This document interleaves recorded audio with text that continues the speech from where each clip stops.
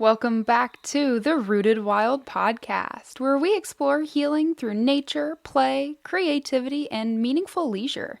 I'm your host, Katherine Winkles, a certified therapeutic recreation specialist, and today's episode is one that feels especially important for our fast-paced, stress-heavy culture.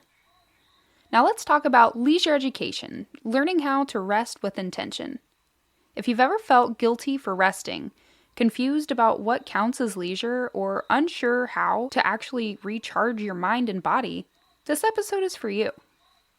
We're diving into why we struggle to rest, how recreation therapy historically developed because people forgot how, what leisure competence is, and how intentional rest can help regulate the nervous system, reduce chronic stress, and create long-term wellness. So, let's take a breath, get comfortable, and let's start today's journey. First off, why we struggle with rest. Most people think they should know how to rest, but in reality, intentional rest is a learned skill, not an automatic one. Many of us spend years pushing through stress, living in survival mode, balancing responsibilities, or even operating from guilt, obligation, or productivity-driven identity. And then we wonder why sitting feels uncomfortable. Here's the truth supported by decades of therapeutic recreation research. The absence of activity is not the presence of rest. Rest is not simply doing nothing. It's engaging in activities that support emotional balance, cognitive reset, physical recuperation, self-expression, and nervous system downregulation. This distinction is at the core of leisure education.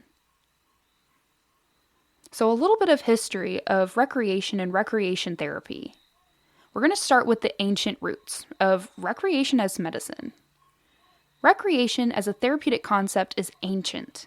Ancient Greece emphasized the balance between work, play, movement, and reflection. Philosophers like Aristotle viewed leisure, or schole, as essential to human flourishing and intellectual growth.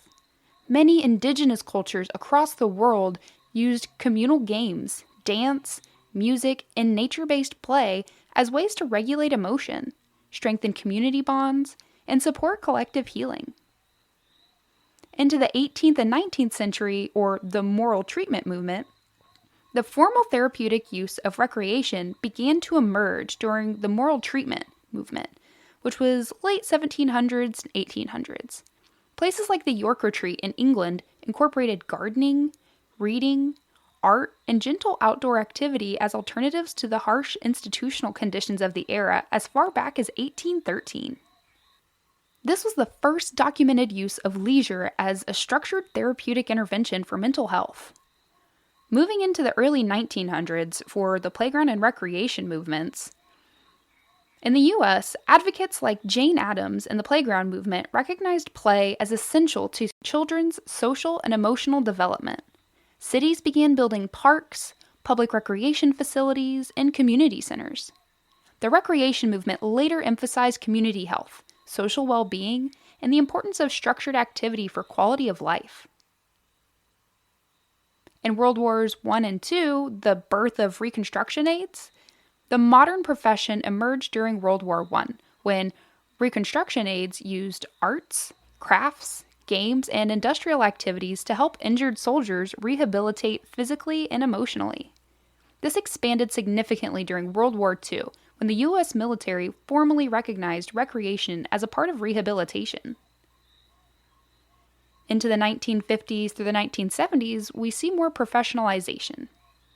Post-war hospitals and rehabilitation centers developed dedicated recreation programs. By 1966, the National Therapeutic Recreation Society, or NTRS, was formed. And by 1981, the National Council for Therapeutic Recreation Certification, or NCTRC, established professional standards and the CTRS credential. Now, 1980s to present, we're looking more at our evidence-based practice.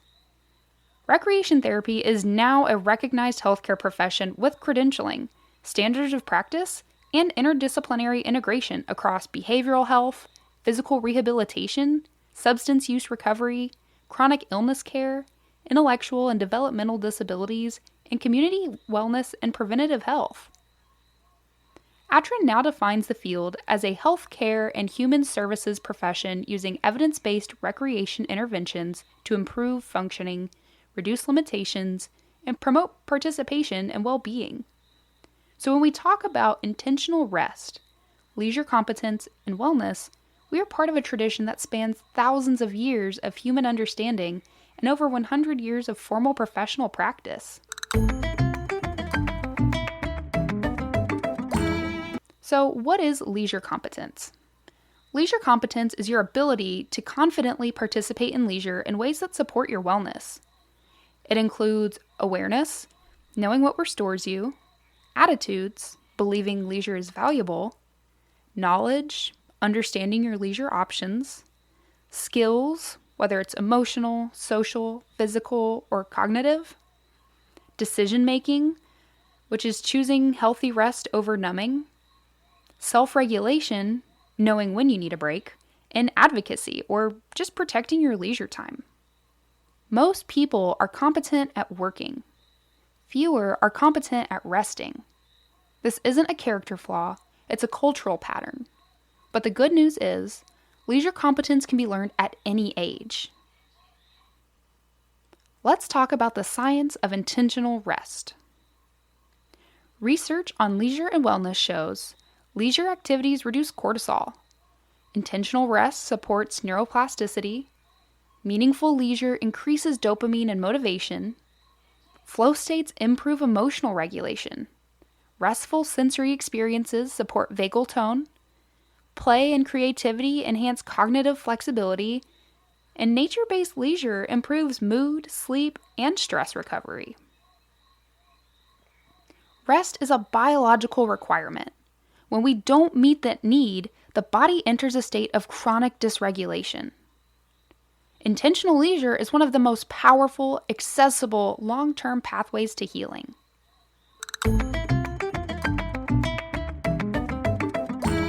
Now, how to practice intentional rest. Here are evidence-backed ways to rest intentionally. First, you can choose active or passive rest. Active rest cues the body to downshift, while passive rest does not increase stress, but it may not restore it. Examples of active rest include walking outdoors, stretching, sensory grounding, breathwork, creative expression, social connection, and reading. Passive rest examples include scrolling, TV, lying down, and background noise or zoning out. Both have a place, but intentional rest requires choosing what your body needs, not defaulting to autopilot. You can use the 3-gate leisure assessment. Before choosing a leisure activity, ask, does this restore my energy? Does this regulate my emotions or body? And does this align with who I'm becoming? If it passes at least one gate, it's helpful. If it passes all 3, it's therapeutic. It's important to identify your rest style. Most people have a dominant rest style. Sensory rest requires quiet, darkness, and reduced input. Creative rest focuses on expression or imagination. Cognitive rest, more of space, stillness, and nature. Emotional rest is authenticity and alone time. Social rest relies on connections that feel safe, and physical rest pertains to movement or stillness, depending on need. What style does your body lean toward? Next, start a 10-minute daily rest practice. Not a big commitment, not perfection, just a habit.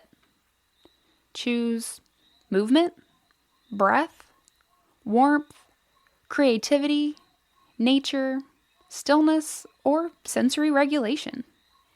10 minutes a day changes the nervous system over time. You can also look at challenging leisure guilt. When guilt shows up, practice the phrase, rest is productive for my healing. My body deserves restoration. I don't have to earn rest. The nervous system responds to self-permission. Now, let's do a brief guided check-in. This is a short practice you can do while driving or walking. Take a slow breath in and exhale gently. Ask yourself, what does my body need right now? Energy? Quiet? Movement? Warmth? Creativity? Connection? There is no wrong answer, just information. Let your shoulders soften. Let the jaw unclench. Let the breath deepen naturally. And remind yourself, rest is not optional. Rest is a form of care.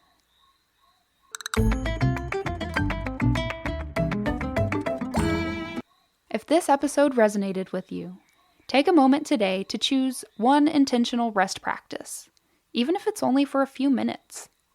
You deserve meaningful leisure. You deserve rest that restores you. You deserve a life textured with joy, curiosity, and grounded presence. Thank you for joining me today. Make sure to follow on Instagram at rooted_wild_retreats and visit rootedwildretreats.com for free worksheets and grounding tools. Until next time, stay rooted, take good care of your nervous system, and stay wild.